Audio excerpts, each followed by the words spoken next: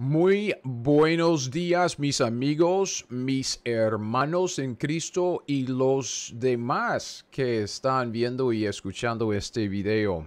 Yo soy Gregory Kidrowski. Este es mi canal de YouTube que se llama Teología 101. ¿Por qué? Porque no creo que sea tan difícil entender la Biblia. Este video creo que es el sexto video en una serie sobre lo que se llama la cláusula joánica. Entonces, si usted no sabe qué es la cláusula joánica, si usted no ha visto estos videos, deme un segundito. La cláusula joánica consta de estas dos frases. Aquí en 1 de Juan 5, los versículos 7 y 8. Y es la declaración más clara en toda la Biblia acerca de nuestro Dios como una Trinidad. Hemos hablado mucho acerca de lo que yo llamo la revelación progresiva en cuanto a la palabra de Dios, que Dios dio su palabra a través de la historia en una manera progresiva. No nos dio toda la revelación de un solo tiro. Sin embargo, lo que tenemos después de todo es la revelación completa en la Escritura. El primero que escribió fue Job. Bueno, creo que Eliú escribió Job, pero eso fue el primer libro. Luego siguen los 5 libros de Moisés y vemos algunas de las doctrinas ahí, como que Dios empieza a explicar ciertas cosas en los primeros libros de la Biblia, pero conforme a que da más revelación escrita, entonces tenemos más revelación, más explicación, más detalles acerca de lo que Dios quiere decirnos. Y eso es lo que vemos en cuanto a la Trinidad, que vemos en el Antiguo Testamento ciertas cosas que nos dan a entender que Dios es una pluralidad en unidad, como cuando Él habla acerca de crear a Adán y Eva, dice que hagamos al hombre a nuestra imagen, entonces se refiere a sí mismo en plural, como nosotros. También cuando baja para ver lo que estaba pasando en la Torre de Babel, dice nosotros, entonces confundamos las lenguas. Entonces hay, como vemos, como las semillas allá, pero conforme a que Dios va dando más y más revelación en la Escritura, vemos más explicación y más detalles sobre el asunto. El último autor humano para escribir la Escritura es Juan el apóstol, y él escribió obviamente 5 libros, el Evangelio según San Juan, sus 3 epístolas y el libro de Apocalipsis. Entonces vemos en 1 de Juan algo de las últimas revelaciones que Dios quiere que tengamos. Entonces no es una sorpresa que vemos una frase tan clara, una frase tan fácil de entender acerca de la Trinidad en los escritos de Juan. ¿Por qué? Porque según el principio y la regla de la revelación progresiva de Dios, vamos a ver más detalles, más explicación, más doctrina clara ahí en los últimos escritos que en los primeros. Entonces, el Padre y el Verbo y el Espíritu Santo dice, estos 3 son uno. Esta es la declaración, y 3 son los que dan testimonio en la tierra, y ahí sigue. Estas 2 frases que yo puse en rojo son las frases que forman lo que la gente quiere llamar la coma o la cláusula joánica. Y la coma joánica viene del latín, eso hemos visto mucho. Este es latín, coma joaneum. Coma en latín quiere decir frase o cláusula. Entonces yo he estado refiriéndome a esta cláusula como la cláusula joánica. Y hemos visto que en las Biblias modernas lo que quieren hacer es quitar la cláusula. Esta cláusula, esta es la Reina Valera 1960 por acá, y la cláusula otra vez en rojo. Y lo que la gente quiere hacer es quitar esta cláusula, diciendo que se agregó mucho luego en la historia a los textos griegos. Entonces tenemos las Biblias modernas, y aquí tengo varios ejemplos de las Biblias modernas en donde quitan la frase, okay, la cláusula. Hemos visto que sí, en los textos griegos hay 4 textos griegos que contienen la cláusula ahí en el mismo texto. También 4 otros textos que contienen la cláusula ahí en el margen como una lectura variante. Hemos visto, ¿qué es lo que hemos visto en cuanto a todo esto en la historia?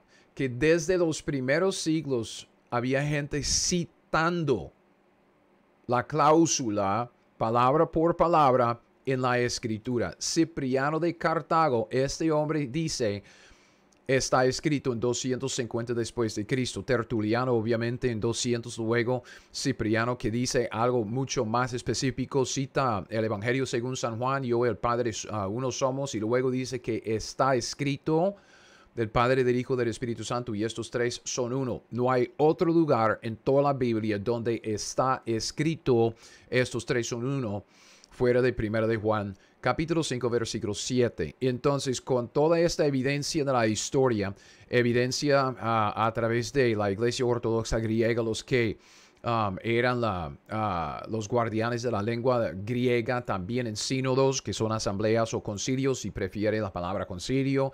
Otra evidencia ya, evidencia entre los cristianos, las primeras traducciones en siriaco y también al latín antiguo. ¿Qué más? Es que es mucho. Entonces, Biblias en inglés, Biblias en español, evidencia en la escritura. Hemos visto mucho en la gramática. ¿Se acuerda de esto? De que si usted quita la cláusula, tiene un cambio que no tiene sentido en el género de neutro a masculino en el texto en sí. Toda la gramática no funciona, y también hemos visto algo en cuanto al propósito. Hemos llegado a nuestra conclusión. Yo saqué toda la lista aquí de la historia. Es que la cláusula aparece en los escritos, en los concilios, en mucho.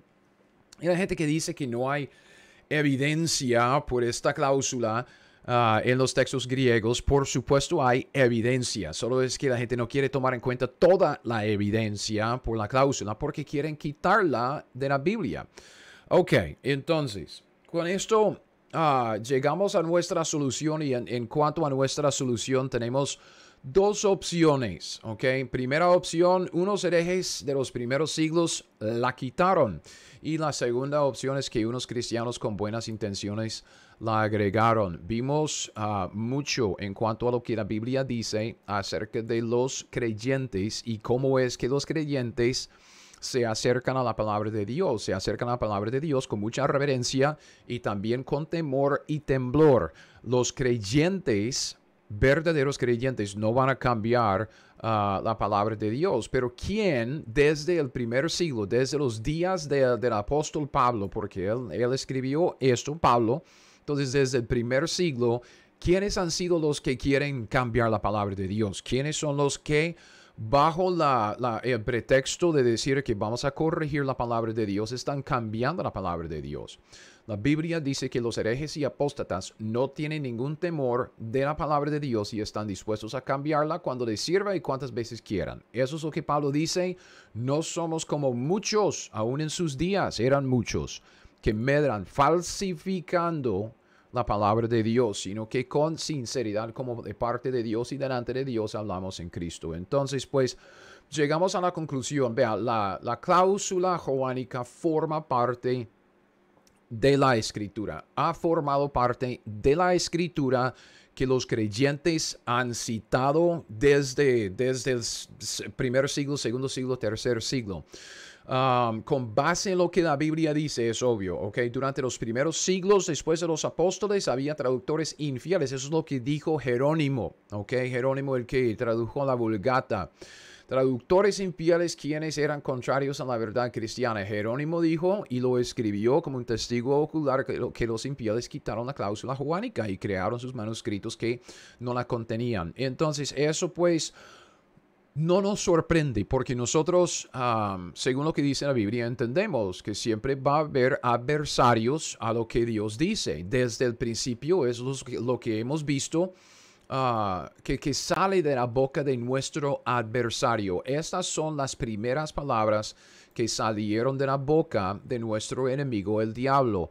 Con que Dios os ha dicho. Y con estas palabras, con esta pregunta, lo que quiere es poner en duda la certidumbre de las palabras de verdad. Y Dios dice en varios lugares, a mí me gusta este versículo solo porque saqué el principio muy claramente, Proverbios 22:1, para hacerte saber la certidumbre de las palabras de verdad. Lo que yo estoy diciendo, ¿ok? Yo, Gregory Kedrowski, aquí en medio de los Estados Unidos, es el lunes por la mañana. por la mañana porque me pusieron en mi trabajo a trabajar una jornada de la tarde-noche. Qué aburrido. Los días son larguísimos, pero por lo menos tengo un tiempito aquí en las mañanas para sacar mis estudios y hacer otras cosas provechosas. Es el lunes, entonces a veces como que los lunes son buenos y a veces que son malos, ¿verdad? Yo a veces salgo del fin de semana medio deprimido por la situación de las iglesias aquí en los Estados Unidos. Honestamente, ustedes que me conocen, ustedes saben, preferiría mil veces estar en otro país que acá en los Estados Unidos. No hay mucho ministerio por acá en este momento. Hay mucho trabajo y gracias a Dios que tengo por lo menos esta manera de compartir la palabra de Dios con algunos amigos, hermanos y otros por medio de estos videos. Entonces, pero para que sepa, para que si usted quiere orar, que estén orando por el ministerio acá, lo que quisiera es ver a Dios trabajar aquí entre los de habla inglesa, digámoslo, entre los gringos y también a levantar algo también entre los hispanos si Dios quiere. Entonces, con esto, simplemente quiero decir que mi ministerio, cuando yo era pastor, cuando yo era misionero, cuando yo era un maestro en una iglesia, siempre trataba de comunicar esta verdad, de que usted puede confiar en la Biblia que Dios le ha dado, la Biblia de la Reforma, la Biblia que salió de la buena línea de los textos que Dios preservó a través de la historia. Y voy a recurrir al mapa una vez más, porque este mapa es clave para entender lo que está pasando. Este mapa es clave para entender cómo es que debemos acercarnos a la Biblia. Todo empezó en Jerusalén, con los judíos. Vemos en el libro de Hechos que Pablo y los primeros misioneros salieron de Jerusalén, llegaron a Antioquía. De Antioquía vemos 1, 2 y 3 viajes misioneros de Pablo. El primero salió en su primer viaje principalmente evangelizando y empezando iglesias por Asia Menor y un poco de Europa por acá. Su segundo viaje misionero sale para establecer a los hermanos en la fe, lo que podríamos llamar como edificación en su segundo viaje misionero. Y luego en su tercer viaje misionero, él se enfoca más en lo que es el desarrollo de líderes, en el liderazgo que él va a dejar en su ausencia porque sabe que su tiempo se está acabando. Además, vemos que Pablo escribe cartas, sus epístolas, a estas iglesias aquí en Asia Menor y en Europa. Entonces vemos esto como que podríamos llamarlo como la línea buena. Esta es la línea, si podemos seguir la historia, el movimiento de Dios a través de la historia por medio de Pablo, sus escritos, las primeras iglesias, los primeros creyentes y el movimiento del Espíritu Santo empezando iglesias, vemos que va hacia el norte y hacia el oeste, aquí hacia Menor Europa. Esta es la buena línea. Pero a la misma vez las escrituras se están llevando a un lugar que se llama Alejandría, Egipto. Y fíjese en la Biblia, nada bueno sale de Egipto. Dios sacó a su pueblo de Egipto porque su pueblo se esclaviza ahí en Egipto. Los egipcios maltratan a los del pueblo de Dios. Es que nada bueno sale de Egipto. Egipto es malo en la Biblia. Cuadros, tipos y cuadros, entonces es malo. Aquí en una universidad, la Universidad de Alejandría, gente como Orígenes, esos herejes y apóstatas, ellos como que agarraron la escritura de Jerusalén y empezaron a cambiarla conforme a su propio parecer, conforme a sus propias concupiscencias. Luego vemos que estas corrupciones de la escritura llegaron a Roma cuando se convirtió Constantino el rey, se convirtió en cristiano supuestamente y pidió como que 50 copias, si no estoy mal, si no me acuerdo mal, pidió 50 copias de la Biblia a la gente en la Universidad de Alejandría. Entonces, ¿cuáles copias recibió? Recibió copias de la Biblia corrupta. Entonces, ahora, en nuestros días, estas copias de Constantino que él pidió a esta universidad están aquí en estos códices, el Códice Vaticano, el Códice Sinaítico y el Códice Alejandrino. Entonces, cuando los eruditos o los pastores o una nota al pie en su Biblia dice que los textos más antiguos y más confiables dicen, usted puede estar bien seguro que están refiriéndose a estos textos corruptos, ¿ok? Porque son los más antiguos, Lo que ellos hacen es que pasen un paso más de lo que se puede calificar a los más antiguos para decir que son más confiables. Y yo digo, son cualquier cosa que confiables, ¿ok? Son corruptas. Entonces, vemos la preservación de la palabra de Dios y las palabras de Dios por esta buena línea, por el imperio bizantino, que se llama el texto bizantino, que llegó a ser llamado el texto recibido, ¿ok? Del texto recibido viene la Reina Valera, ¿ok? La antigua de 1909, la 60, entonces la Biblia confiable. Okay. Las otras Biblias, como las que hemos visto, que no contienen la cláusula, Dios habla hoy, nueva versión internacional, estas Biblias vienen de estos textos corruptos y de la gente de esta línea, no de los creyentes fieles, sino de esta línea de herejes y apóstatas. Entonces, con todo esto hemos llegado a nuestra conclusión en cuanto a la cláusula joánica de que había cierta gente infiel. Quitaban la cláusula de los textos que están corrompiendo. ¿Ok? Gaius, este es otro que citamos. Él vivió y escribió alrededor del cambio del siglo 175, poco después del apóstol Juan. Otro testigo ocular de aquel entonces que escribió su testimonio. Dice las escrituras divinas de que estos herejes han corrompido audazmente, imponiéndoles manos violentas con el pretexto de corregirlas. Y esto es lo que vemos hoy en día. ¿Ok? Estos buenos eruditos que nos ayudan hoy en día porque ellos están corrigiendo la Biblia para que podamos entenderla mejor. Y yo digo no. Es el mismo juego. Es el mismo juego que hemos visto desde el principio con que Dios os ha dicho. Vea, si Dios no preservó su palabra, ¿cómo es que usted cree que Dios puede preservar su alma por toda una eternidad? Si Dios no puede preservar palabras con tinta en papel, blanco y negro, en un libro, si Dios no puede hacer esto, ¿cómo es posible que usted cree que Él puede preservar su alma eterna? ¿Ok? Entonces, seamos creyentes. Si nos llamamos cristianos, seamos creyentes. Creamos en lo que Dios ha dicho y creamos en la Biblia, ¿ok? Porque Él prometió preservar la Biblia para siempre. Y no solo el mensaje de la palabra de Dios, Él prometió preservar sus palabras individuales. Entonces solo tiene que preguntarse en dónde están.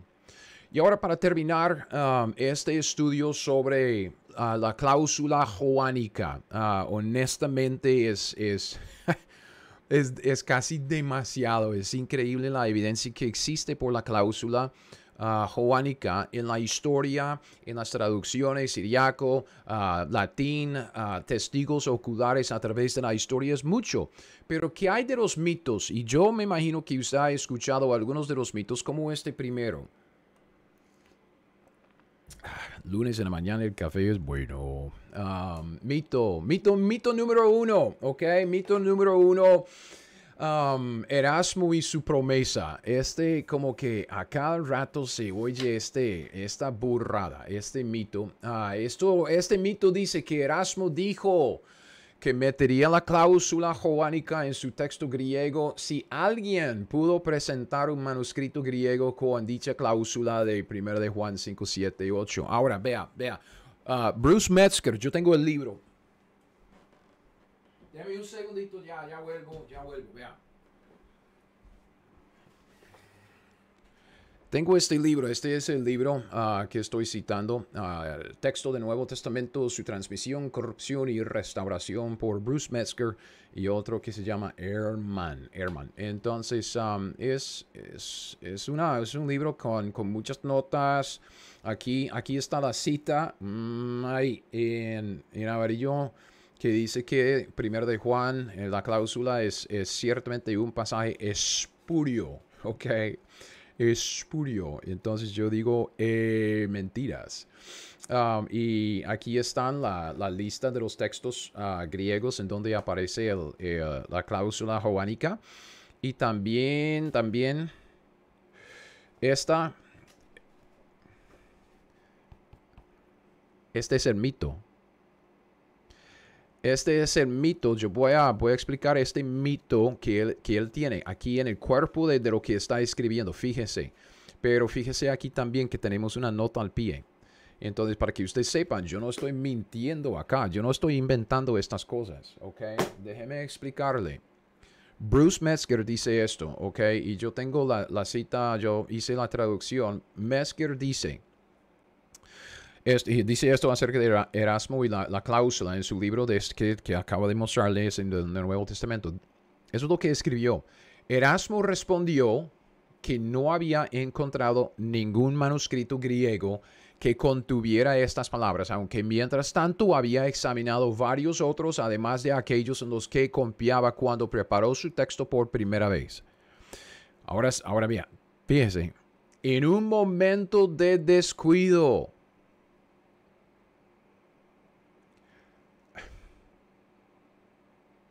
¿cómo lo sabe? ¿Estaba allá hablando con Erasmo? ¿Cómo es que él sabe que había un momento de descuido? Ok, disculpe.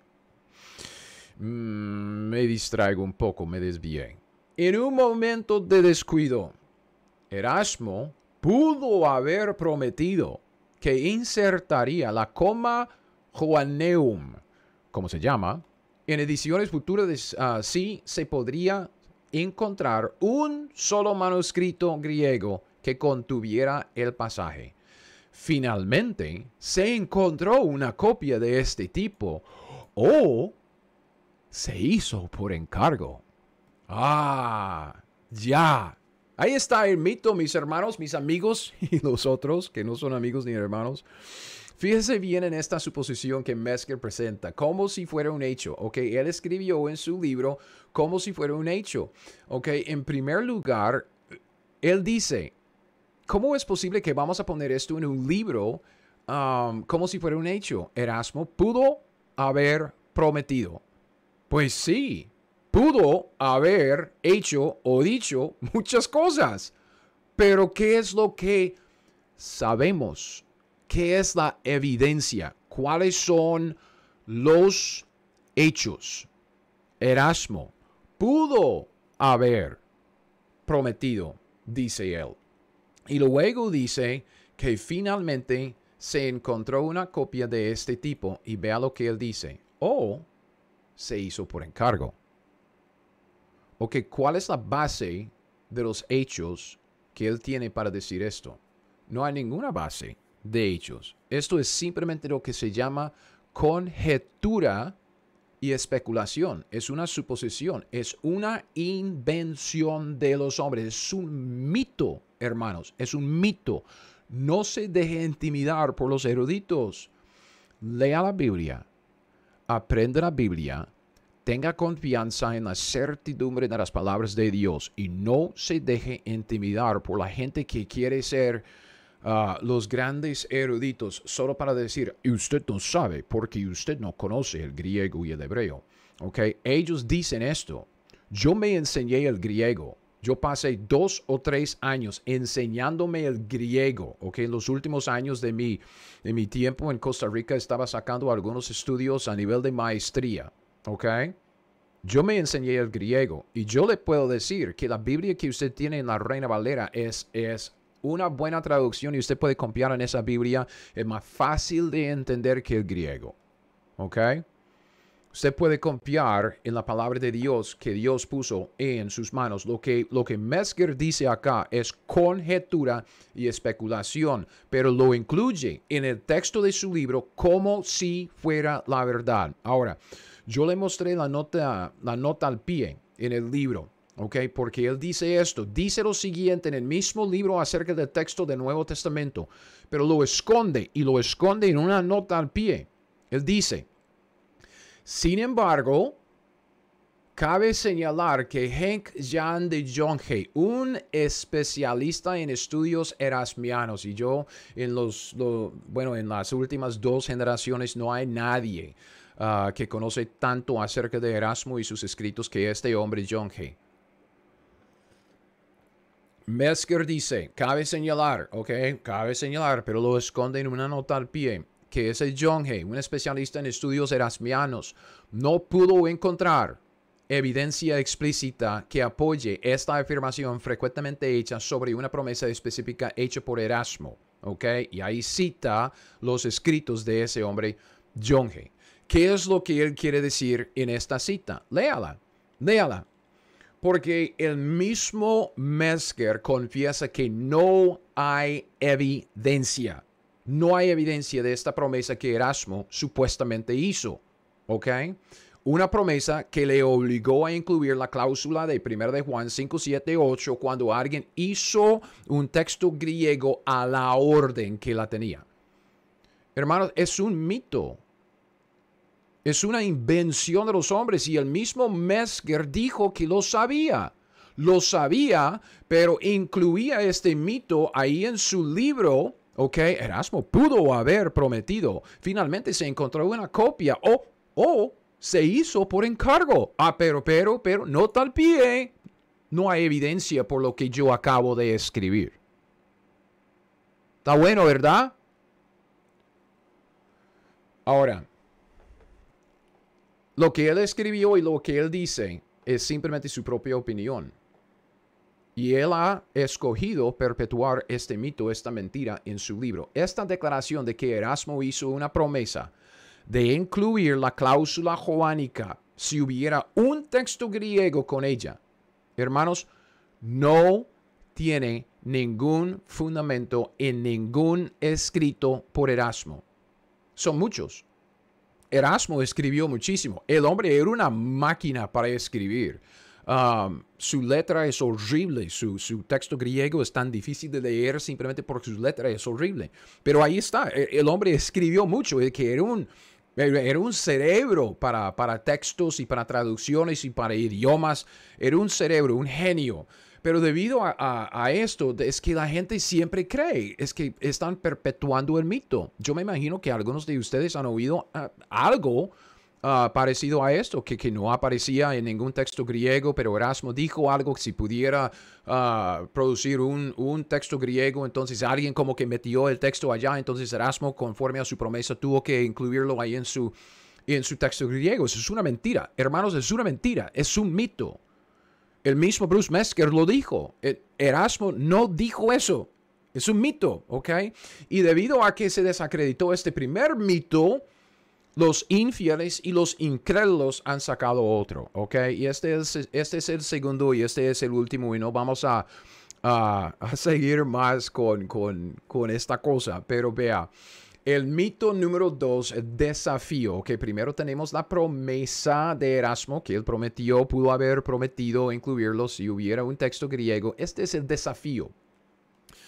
Y el mito dice, Erasmo desafió a un hombre, Edward Lee. Edward Lee era un contemporáneo suyo, alguien que vivió ahí por el mismo tiempo de Erasmo.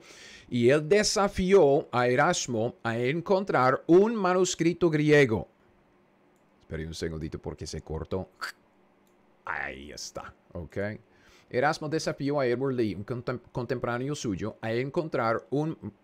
lo dijo al revés. Lo dijo no, Erasmo. Este es el mito. Más café y empecemos de nuevo. Erasmo desafió a Edward Lee, un contemporáneo suyo, a encontrar un manuscrito griego que incluyera la cláusula joánica de 1 de Juan 5, 7 y 8. Esta mentira, se creó por los escritos de una señora que se llama Erika Rummel. Ella creó este mito cuando la verdad acerca del primer mito salió a luz. O sea, cuando los críticos de la cláusula joánica ya no podían recurrir al mito de la promesa obligatoria de Erasmo, lo que vimos en el primer mito, porque era una mentira, ellos crearon otro mito para reemplazar el primero y así siguen con su majadería. A mí me gusta esa palabra, majadería. Majadería oponiéndose a la inclusión de la cláusula en la escritura. Y otra vez vemos que sale ese hombre, a ver, la explicación del experto. Ese hombre, Henk Jan de Jonge, ¿ok? Jan de Jonge. Entonces vemos otra vez que ese es especialista en estudios erasmianos. Él desacreditó este mito en 1995, pero los infieles siguen con la majadería.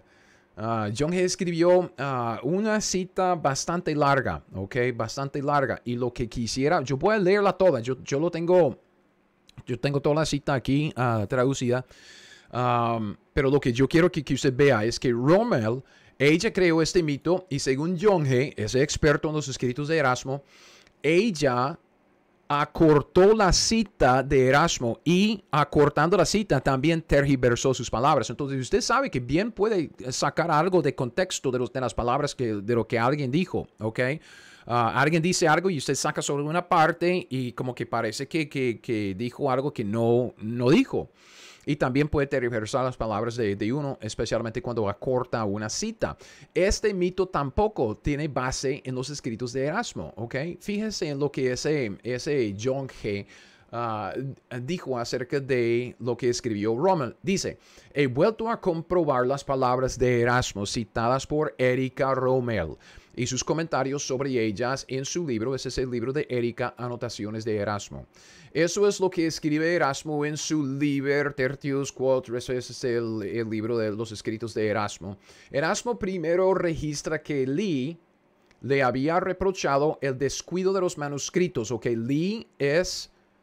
Erasmo desafió a Edward Lee. Edward Lee le acusó de algo y Erasmo le desafía diciendo, hey, yo no he hecho nada, ok. Erasmo primero registra que Lee le había reprochado el descuido de los manuscritos de Primera de Juan, porque Erasmo, según Lee, según su acusación, había consultado solo un manuscrito.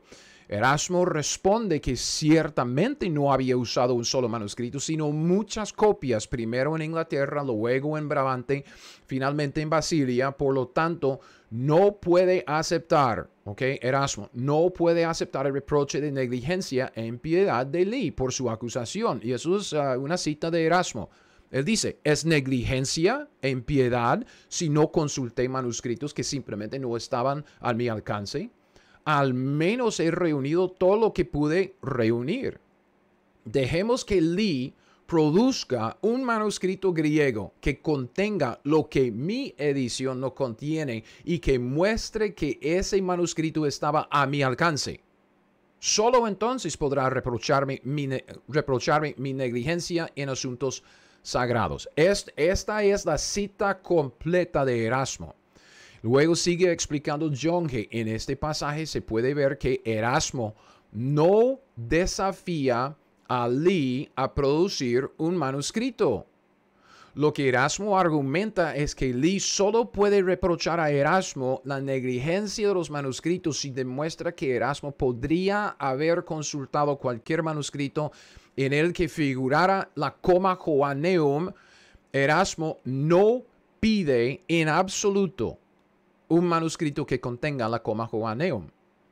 Niega a Lee el derecho de llamarlo negligente e impío si este último no prueba que Erasmo descuidó un manuscrito al que tuve acceso. Así es lo que Erasmo dijo en contexto. La conclusión de este John G. Él dice, en resumen, la interpretación de Rommel es simplemente incorrecta. El pasaje que cita, que es este pasaje, no tiene nada que ver con un desafío. Además, Rommel acorta la cita de modo que el sentido real del pasaje se vuelve irreconocible. Ella no tiene absolutamente ninguna justificación para hablar de un desafío en este caso o en el caso de cualquier otro pasaje sobre el tema. Rommel creó este mito. Lo inventó. Según John G., un experto en los escritos de Erasmo, cuando ella acorta la cita, cuando ella tergiversa las palabras de Erasmo, no citando todo lo que él dijo, sino sacando algo a su propio parecer para decir lo que ella quería decir. Es un mito. No tiene ninguna base en los escritos de Erasmo. Hermanos, es una invención de hombres, o en este caso de una mujer. Ya llegamos al final del estudio. Ya llegamos al final del estudio. A la luz, hermanos, en serio, amigos, hermanos y otros. A la luz de tanta evidencia, yo digo que con toda confianza que la omisión de la cláusula joánica de 1 de Juan 5, 7, 8 es la obra del diablo. No es la obra de Dios, no es una obra piadosa. Es una obra por gente que quiere tergiversar palabras, acortar citas.